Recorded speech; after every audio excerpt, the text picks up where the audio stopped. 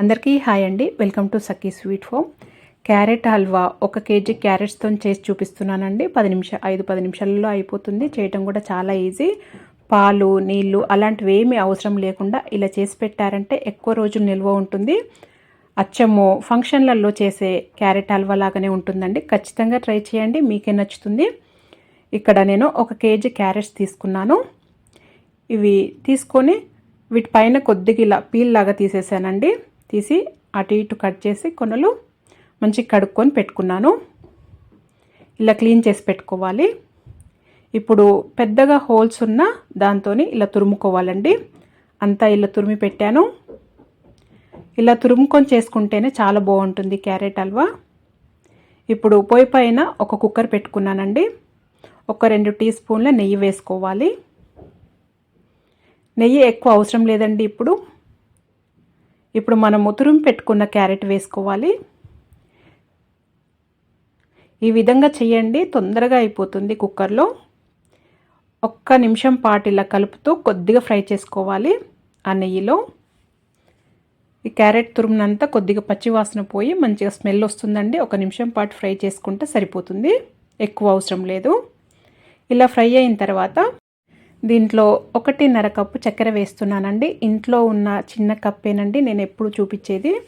అందరికి అందుబాటులో ఉంటుంది కాబట్టి ఇంట్లో వాడుకునే కప్స్తోనే చూపిస్తాను. 1.5 కప్పు వేసానండి. మీకు కేజీ వైజ్గా అయితే ఒక పావు కేజీకి ఎక్కువ అండి, 300 గ్రామ్స్ వరకు ఉంటుంది అంతే. అంతకంటే ఎక్కువ అవసరం పట్టదండి దీంట్లో చక్కెర ఏమి. మీరు కావాలంటే 400 గ్రామ్స్ వరకు వేసుకోవచ్చు. వేసుకొని ఇలా అంతా కలుపుకొని 1 నిమిషం పాటు ఇలా కలుపుకొని హై ఫ్లేమ్లో పెట్టుకొని కలుపుకోవాలండి. ఇలా చక్కెర మెల్ట్ అయ్యి ఇలా వాటరీగా అవుతుంది చూడండి. ఇప్పుడే నీళ్ళలాగా అయిపోయింది చూడండి. దీంట్లో వాటరు, పాలు ఏమి వేయనవసరం లేదు. నీళ్ళు, పాలు ఏమి వేయనవసరం లేదు.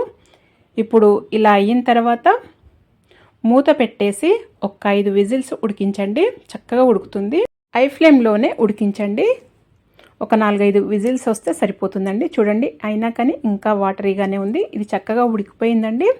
ఈ వాటర్ మొత్తము ఇరిగే వరకు, మొత్తము అడుగంటే వరకు ఉడికించుకోవాలి. 1-2 నిమిషాల పాటు హై ఫ్లేమ్లో పెట్టి ఉడికించుకుంటే సరిపోతుంది. అంతవరకు దీంట్లో 1.5 స్పూను ఇలాచి పౌడర్ వేసానండి. ఇది పాల పొడి అండి. 1-2 టీ స్పూన్లు వేసుకోండి, చాలా రుచిగా ఉంటుంది. ఇది ఆప్షనల్ మాత్రమే, వేసుకుంటే వేసుకోవచ్చు, లేకపోతే లేదు. ఉంటే వేసుకోండి, లేకపోతే లేదండి. ఇది వేసుకోవటం వల్ల రుచి మాత్రం చాలా బాగుంటుంది. ఖచ్చితంగా ట్రై చేయండి. ఇది వేసుకొని అంతా మంచిగా కలుపుకొని ఈ వాటర్ అంతా ఇనికిపోయే వరకు ఉడికించుకుంటూ ఉండాలండి. 1-2 నిమిషాల పాటు ఉడికించుకుంటే సరిపోతుంది. అంతవరకు వేరొక పొయ్యి పైన ఒక ప్యాన్ పెట్టుకొని 2 టీ స్పూన్ల నెయ్యి వేసుకొని కొన్ని బాదాము, కాజు, పిస్తా వేసుకొని వేయించుకోవాలండి. ముందుగా ఇవి 3 వేసి వేయించుకోవాలి. దీంట్లో ఈ డ్రై ఫ్రూట్స్ మీ ఇష్టం అండి, ఏవైనా వేసుకోవచ్చు. వీటిని మంచిగా వేయించుకోవాలి. మాడిపోకుండా వేయించుకున్న తర్వాత నేను దీంట్లో కొద్దిగా కిస్మిస్ కూడా వేసానండి. ఎండు ద్రాక్ష పండ్లు కూడా కొద్దిగా వేసి కొద్దిగా సిరోంజి వేసానండి. ఇవి కూడా చాలా బాగుంటాయి పంటికి తగులుతూ.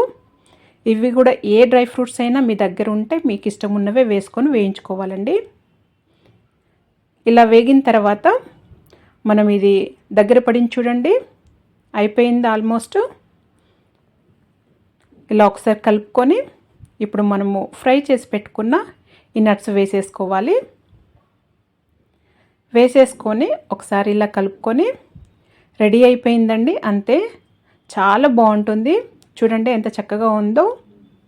చాలా అంటే చాలా బాగుంటుంది. ఈ విధంగా చేశారంటే ఎక్కువ రోజులు నిల్వ ఉంటుందండి. ఇది లాస్ట్లో స్టవ్ ఆఫ్ చేసిన తర్వాత 2 టీ స్పూన్ల నెయ్యి మళ్ళీ ఒకసారి 2 టీ స్పూన్లు వేసి అలా వదిలేయాలండి. ఆ వేడికే సరిపోతుంది. ఫ్లేవర్గా చాలా బాగుంటుంది. ఇలా తక్కువ నెయ్యితోనే తొందరగా అయిపోతుంది, పాలు లేకుండా. ఈ విధంగా చేశారంటే ఎవరికైనా నచ్చుతుంది. ఇది ఫ్రిడ్జ్లో పెడితే 20 రోజుల వరకు ఇంకా ఎక్కువనే ఉంటుందండి. బయట అయితే 10-15 డేస్ వరకు ఖచ్చితంగా ఉంటుంది. చాలా టేస్టీగా చాలా బాగుంటుంది. ఖచ్చితంగా ట్రై చేయండి, ఎవరికైనా నచ్చుతుంది. మరి మీరు కూడా ఈ విధంగా ట్రై చేసి మీకు ఎలా వచ్చిందో నాకు తెలియజేయండి. మీకు కనుక వీడియో నచ్చినట్టయితే